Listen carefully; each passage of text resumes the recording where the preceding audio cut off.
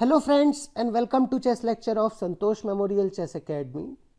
आज इस वीडियो में हम डिस्कस करेंगे पॉन एंड गेम के कुछ इंपॉर्टेंट कॉन्सेप्ट्स के बारे में, जिसकी मदद से आप ये नोटिस करेंगे कि आप एज अ चेस प्लेयर भी धीरे धीरे इम्प्रूव कर रहे हैं। Because pawn end game one of the purest end games माना जाता है, जो कि आपके गेम्स में सबसे ज़्यादा आने वाली होती हैं। रुक एंड गेम और पॉन एंड गेम बहुत कॉमन एंड गेम्स होती हैं, और साथ ही साथ इसमें बहुत सारे इंपॉर्टेंट कॉन्सेप्ट्स और कैलकुलेशंस होते हैं, जिसको अगर आप बेहतर तरीके से समझ पाते हैं तो आप नोटिस करेंगे वो आपको गेम के किसी भी पड़ाव में, right from the opening and middle game, हर जगह पर आपको as a chess player improve करने में मदद करेगी। आज के जो हम टॉपिक्स कवर करने वाले हैं वो आगे आने वाले वीडियोस के लिए बहुत ज़्यादा इंपॉर्टेंट होने वाले हैं। बिकॉज ये तीन कॉन्सेप्ट्स अगर आप ध्यान से समझते हैं तो आगे आने वाले जो हमारे पॉन एंड गेम्स के वीडियो होंगे वो आप बेहतर तरीके से सिंक इन कर पाएंगे।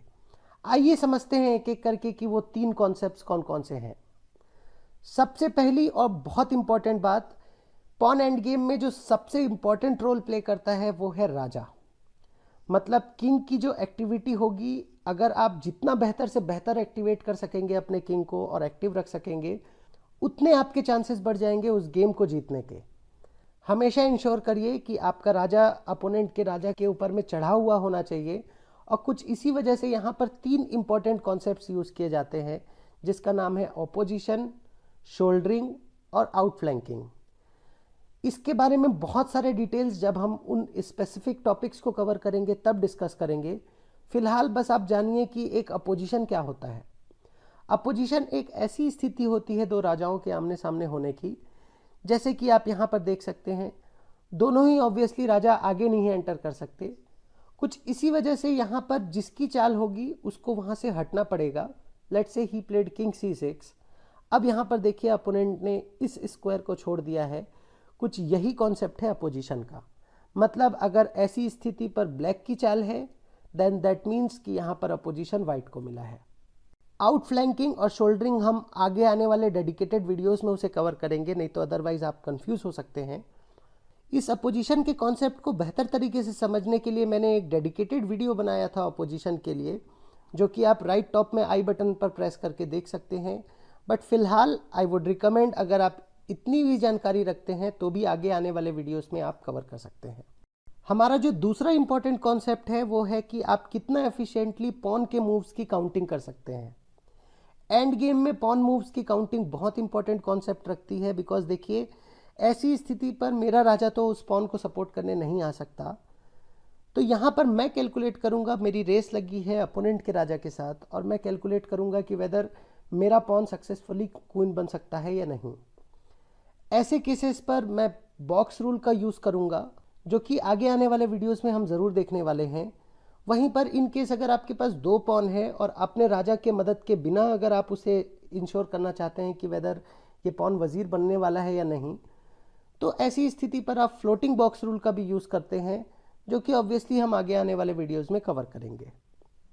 ये तो हो गई राजा के साथ में पॉन की रेस। कई बार ऐसा केस होता है कि जिसमें आपको पॉन का अपोनेंट पॉन के साथ रेस लगानी होती है, और आपको काउंटिंग करके ये पता करना होता है कि वेदर मैं at the end of after 5 to 7 moves मैं कैसी स्थिति में हूँगा। तो ऐसी स्थिति पर आप इसे पॉन रेस कहते हैं, जिसको बहुत ही डिटेल में डिस्कस किया जाएगा आगे आने वाले वीडियोस में। फिलहाल बस आप इतना ध्यान रखें कि एक पॉन एंड गेम में काउंटिंग का बहुत इंपॉर्टेंट रोल प्ले होता है।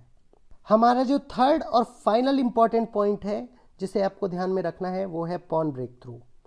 पॉन ब्रेक थ्रू एक ऐसा इंपॉर्टेंट कॉन्सेप्ट होता है, जैसे कि आप नोटिस करेंगे इस स्थिति पर आपके पास में 3 पॉन है, मेरे पास में 3 पॉन है।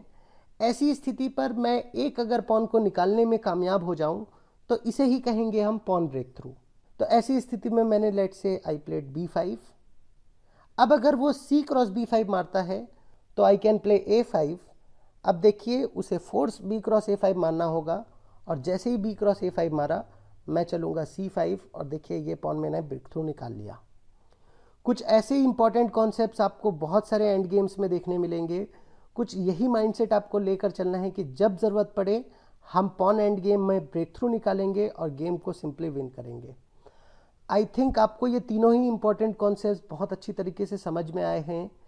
आगे आने वाले वीडियोस में हम एक एक करके सभी इंपॉर्टेंट टॉपिक्स को डिस्कस करेंगे और बहुत सारी एक्सरसाइजेस करेंगे। Till then, thank you and have a nice day.